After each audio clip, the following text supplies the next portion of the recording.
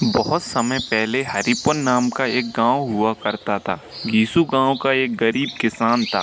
गीसू अपने घर में सोया हुआ था, तभी अचानक बाहर कुछ आवाज़ हुई। गीसू बाहर की तरफ गया। उसने बाहर जाकर देखा तो कौन है भाई? आ रहा हूँ। अरे भाई रामू, तुम यहाँ कैसे? तुम तो मेला देखने गए थे। देखने तो मेला ही गया था, पर मुझे रास्ते में याद आया कि मैंने भैंसों को पानी तो पिलाया ही नहीं, इसलिए लौट आया। अच्छा अच्छा, ठीक है। चलो ये बताओ, यहाँ आना कैसे हुआ? मैं तो बस ये पूछने आया था कि कल तुम अनाज बेचने मंडी जाओगे क्या? हाँ हाँ, तुम भी कल मेरे साथ अनाज बेचने मंडी चल सकते हो। कल सुबह होते ही मैं मंडी जाऊंगा। अगली सुबह होते ही घीसू और रामू मंडी चले जाते हैं। तभी रास्ते में रामू घीसू से बोलता है, घीसू भाई, एक बात तो सुनो। घीसू भाई, कितना सुहाना मौसम हो रहा है। मौसम तो सुहाना हो रहा है, पर हमें जल्दी मंडी पहुंचना है, क्योंकि रात होने से पहले हमें घर वापस आना है। मंडी से लौटते लौटते उन्हें रास्ते में ही रात हो जाती है। घीसू भाई, मुझे तो बहुत ही डर लग रहा है, बहुत रात हो चुकी है। अरे भाई, डरते क्यों हो? हम जंगल के रास्ते न जाकर काली घाटी के रास्ते चलते हैं, जिससे हम जल्दी गांव पहुंच जाएंगे। ये क्या कह रहे हो तुम? काली घाटी के रास्ते? वहाँ तो एक खूंखार चुड़ैल रहती है। नहीं भैया, मैं उस रास्ते से नहीं जाऊँगा। तुम भी सुनी सुनाई बातों पर यकीन कर लेते हो। ऐसा कुछ भी नहीं होता। अब चुपचाप बैठे रहो। ऐसा कहते लड़ते झगड़ते वे दोनों काली घाटी के पास पहुंच जाते हैं। तभी अचानक रामू बोलता है, घीसू भाई, वहाँ देखो, वहाँ कोई औरत खड़ी है। अरे, इतने घने जंगल में इतनी रात को कोई औरत क्या करेगी? मुझे तो कोई औरत नहीं दिख रही। अचानक से वही औरत बैलगाड़ी के सामने आ जाती है और घीसू घबरा जाता है। रुको रुको, कौन हो तुम और इस जंगल में इतनी रात को क्या कर रही हो? मेरा नाम हेमा है और मैं इस जंगल में रास्ता भटक गई हूँ। क्या आप मुझे पास ही के गांव तक छोड़ देंगे? हाँ हाँ, क्यों नहीं, हम भी उसी ओर जा रहे हैं। तुम भी हमारे साथ चल सकती हो। ऐसा कहकर वे तीनों बैलगाड़ी पर बैठकर गांव की तरफ निकल जाते हैं। रास्ते में बातें करते करते कब रात गुजर गई पता ही नहीं चलता और वह सुबह गांव पहुंचते हैं। अरे बहन, अब तुम कहाँ जा रही हो? इस गांव में तुम किस काम से आई थी? यहाँ कोई रिश्तेदार रहता है क्या तुम्हारा? और अब तुम कहाँ जा रही हो? भैया, मैं काम की तलाश में इस गांव में आई थी और जंगल में ही रास्ता भटक गई। अगर आपके पास कोई काम हो तो मुझे कुछ काम दे दो, जिससे मुझे 2 वक्त की रोटी मिल जाए और मेरा गुजारा हो जाए। तभी रामू बोलता है, बहन, तुम मेरे घर में रह सकती हो और घर के कामों में मेरा हाथ बटा सकती हो, जिससे मेरी भी मदद हो जाएगी। रामू हेमा को अपने घर पर ले जाता है।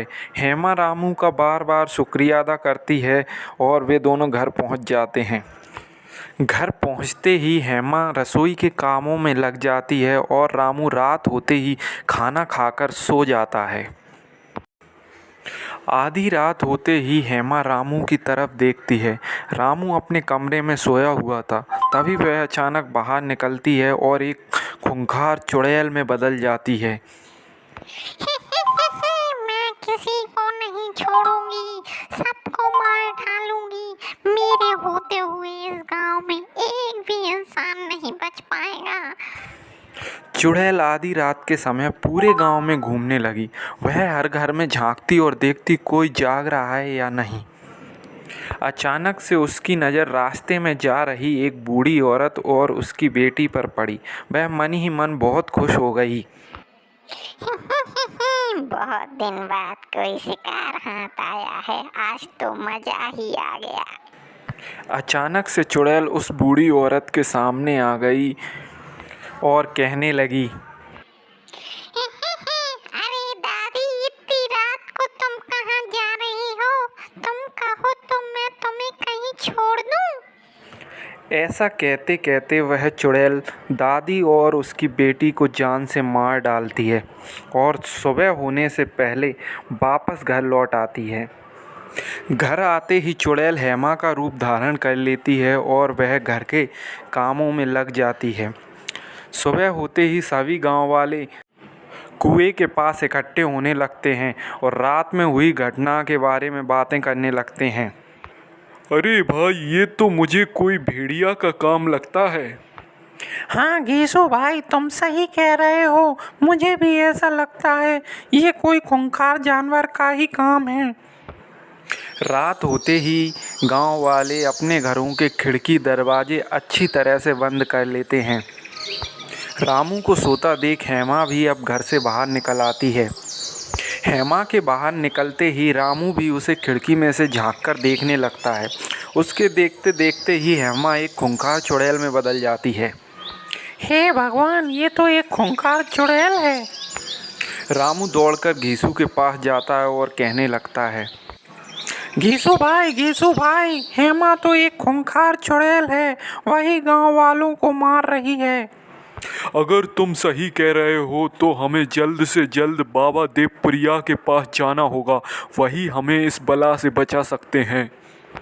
बाबा, हमारी रक्षा कीजिए बाबा, एक चुड़ैल हमारे गांव में घुस आई है और एक एक कर सभी गांव वालों को मार रही है। अब आप ही हमारी रक्षा कर सकते हैं। हम पर कृपा कीजिए महाराज, अब आप ही हमें उस चुड़ैल से बचा सकते हैं। मेरे होते हुए कोई भी चुड़ैल तुम्हारा कुछ भी नहीं बिगाड़ सकती। अब तुम मेरे शरण में हो, चिंता मत करो, चलो मेरे साथ। बाबा मंत्रों का उच्चारण करते करते सभी गांव वालों को साथ लेकर चुड़ैल के पास पहुंच जाते हैं।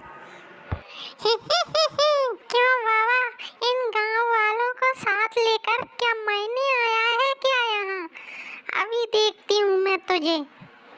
ले बच अब मेरी शक्ति से। चुड़ैल अपनी जादुई शक्ति का इस्तेमाल बाबा के ऊपर करती है, लेकिन बाबा को कुछ भी नहीं होता। बाबा लगातार मंत्रों का उच्चारण करते रहते हैं।